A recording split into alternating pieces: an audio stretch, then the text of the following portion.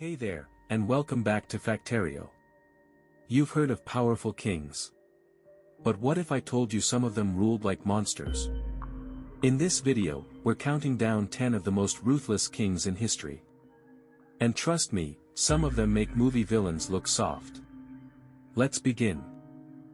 At number 10 is Charles II of Spain, a king who ruled more with fear than wisdom.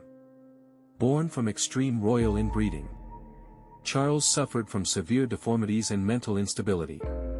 But what made him truly terrifying was his obsession with black magic. He believed he was cursed, and even accused his own wife of poisoning him. He ordered the corpses of dead royals to be dug up and, spiritually cleansed, to break supposed spells. Whispers in his court led to torture, and servants were punished for simply looking him in the eye. Under his rule, fear and superstition replaced logic, and the mighty Spanish Empire began to crumble from within. At number 9 is Ivan the Terrible, Russia's first Tsar, and one of its most feared. He started as a genius reformer, but something snapped inside him. He created a secret police force called the Oprichniki. Men dressed in black on horseback, who tortured, burned, and executed anyone he suspected of disloyalty. Ivan even beat his own pregnant daughter-in-law, and killed his own son, with a metal staff in a rage. His eyes turned hollow, his palace filled with screams, and his kingdom soaked in blood. He ruled through fear, and died consumed by it. At number 8 is Caligula, the Roman emperor whose madness became legendary. He started off loved by the people, but soon declared himself a god. He made senators run alongside his chariot, forced nobles to kiss his feet, and laughed while watching executions for entertainment. He ordered an entire audience at a gladiator match to be killed, just because he was bored. And once, he even planned to make his horse a senator. Caligula didn't just rule Rome, he humiliated it. His reign was short, brutal, and soaked in insanity. At number 7 is King Leopold II, a European monarch who turned an entire country into his personal slaughterhouse. In the late 1800s, he took control of the Congo Free State, not for Belgium, but for himself. He forced millions into brutal labor for rubber and ivory. Those who disobeyed had their hands chopped off, including children. It's estimated that 10 million people died under his private rule, through starvation, torture, and disease. Leopold never set foot on the killing fields, but funded it all from a distance, and decorated himself as a hero back in Europe. He wasn't just ruthless. He industrialized cruelty. At number 6 is Vlad the Impaler, the brutal 15th century ruler of Wallachia, and the real-life inspiration for Dracula. Vlad didn't just punish enemies, he made examples of them. He would impale people alive, driving long wooden spikes through their bodies and leaving them to die slowly in public. It's said he once impaled over 20,000 people in a single day, and left their bodies lining the roads to his castle.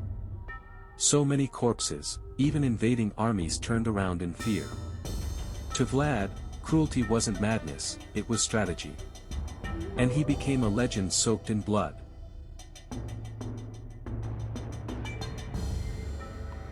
At number 5 is Nero, the Roman emperor who ruled with vanity, cruelty, and fire. He loved poetry, theater, and torture. When Rome caught fire in 64 AD, Nero didn't panic. He stood on a balcony, dressed in costume, and sang while the city burned. Later, he blamed the fire on Christians, and ordered mass crucifixions, public burnings, and wild animal hunts, where people were the prey. He even had his own mother executed, and kicked his pregnant wife to death in a fit of rage. For Nero, being emperor meant being God, and no one was safe from his madness. At number 4 is Herod the Great, a king driven by paranoia and fear. Terrified of losing power, he ordered the massacre of every baby boy in Bethlehem.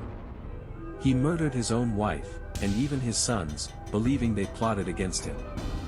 For Herod, loyalty meant nothing, and power meant everything.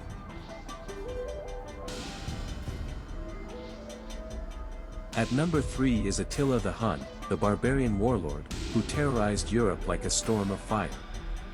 Wherever his army marched, fear went first. He destroyed cities, demanded massive ransoms, and still burned them to the ground. He once told the Roman emperor, "I am the hammer of God, and you are the nail." His tactics were simple. Mass slaughter, no mercy, and make sure survivors live to tell the horror. He even demanded a Roman princess as tribute, and threatened to return if refused. Attila didn't build kingdoms, he broke them, and Europe would never forget the trail of ash he left behind. At number 2 is Timur, also known as Tamerlane, a warlord who spread fear from India to the Middle East. He didn't just conquer cities. He built towers from human skulls, to mark his victories. After invading Delhi, he massacred over 1 lakh prisoners in a single day, just to keep them from escaping.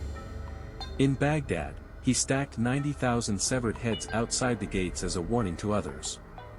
For Timur, terror wasn't collateral, it was part of the strategy. He left a trail of destruction so deep. Some cities took centuries to recover. He didn't rule, he erased. At number 1 is Genghis Khan, the most feared conqueror in human history. He built the largest land empire the world has ever seen. Not with diplomacy, but with blood and fire. Entire cities vanished in his path. If a town resisted, it was wiped off the map, men, women, children, even animals. He once slaughtered over 1 million people, just to avenge one relative. So many bodies filled the rivers, they say the water ran red for days. For Genghis Khan, mercy was weakness. Strategy was terror. He didn't just conquer, he erased civilizations. These were 10 of the most ruthless kings in history. Men who ruled with fear, violence, and no mercy. Which one shocked you the most? Let us know in the comments. And if you want more chilling facts from history, don't forget to like, share, and subscribe to Factario. There's a lot more darkness left to uncover.